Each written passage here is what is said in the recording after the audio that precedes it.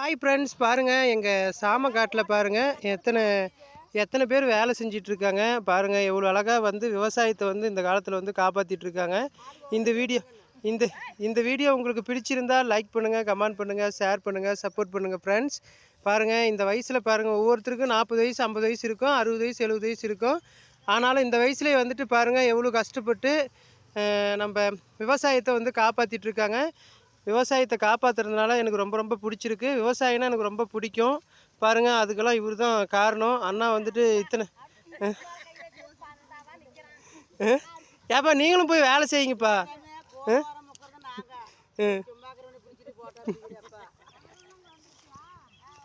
அவர் இல்லைன்னா வந்திருப்பியா?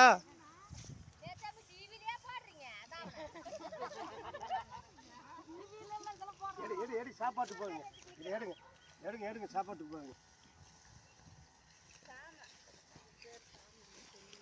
சாம பயிர்